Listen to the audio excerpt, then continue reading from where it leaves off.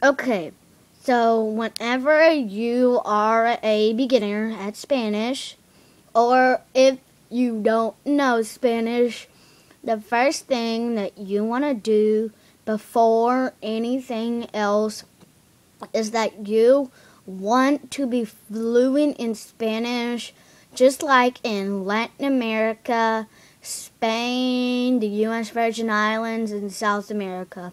But they usually have like different accents or dialogue, but they all have the same fluency. And the same thing in Italian, because Spanish and Italian are really close, just like English and Italian, or English and Spanish, but Spanish and Italian are closer, so that is why they use the same fluency. Now, whenever you greet someone, that is usually what you learn first. Whenever you greet someone, you want to say hola. But if you don't know fluency, you might want to get a tutor or use an online program or get one of those discs or just ask one of your Spanish friends if you have any at school. And if you're just English or European, something like that, and you don't have the fluency, you might say hola if you're just English. But if you have this Spanish accent, then people can understand you better. That's why you want like an accent, and you want to be fluent. And fluent also means that you can be conversational, but we'll get to that part later. So whenever you're done saying that, you'll say ¿Cómo estás? Now, ¿Cómo estás? Means how are you doing? So whenever you say hola, ¿cómo estás?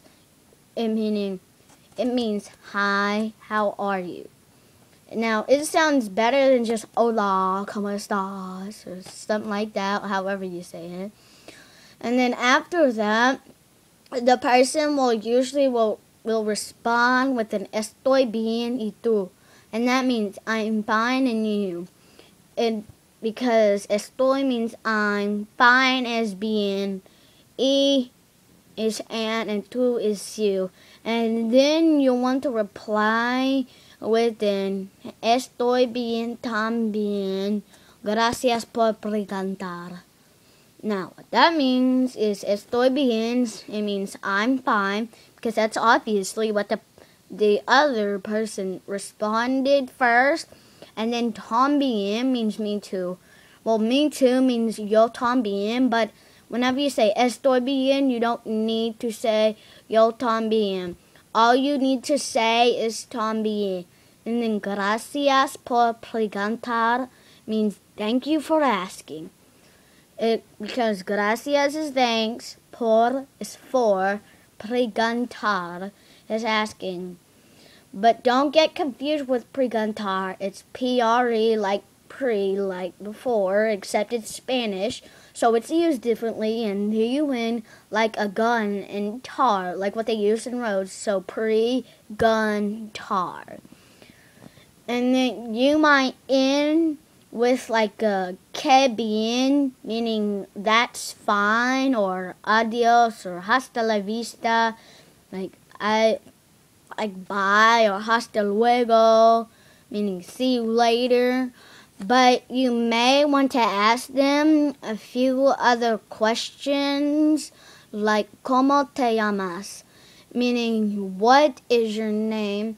And usually after you do that, you will respond to them like mi llama means my name is, and then whatever your name is. Mine is Alan, so obviously mine would be mi llama Alan. And then they may tell you what their name is, or you'll just have to ask them the question back. Because usually you have to ask the question back whenever it's Spanish. And next, there's also a few other questions you can ask them, like ¿Qué estás haciendo? ¿Qué estás haciendo? Means what are you doing? Because ¿Qué is what, estás is like are you, and doing is haciendo. Like asking is preguntar, but doing is haciendo. Haciendo. Like cien. In Spanish, cien means 100. So you put ha in front of the cien, and then do behind it, and ha in front of it to make it haciendo. So you don't get confused over that. And then oh, excuse me. And then another question you can ask them is ¿Cuántos años tienes? That is usually probably the hardest question to ask because of ¿Cuántos and tienes? ¿Cuántos means like how old are you? And then but ¿Cuántos and tienes means how old are you? But then años means like how many years old. So that's why it's combined, because like how many is cuántos, and then años is is like years old, and then are you is tienes. But instead of just using the regular words, then you'll want to use the S at the end of them. And then you'll respond with how old you are, like, I'm 10, so I'll respond with estoy, that means I'm in 10. Well, if you're 20, then you'll respond with estoy 20. But we'll get to numbers later. That's a whole different subject. And so I would say estoy 10 because I'm 10. And then you can ask them the same thing, because usually you have to do that in Spanish, but sometimes you don't.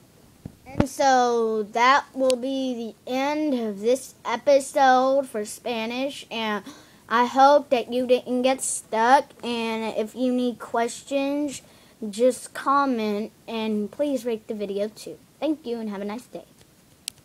Okay, so I'll see you later. Bye.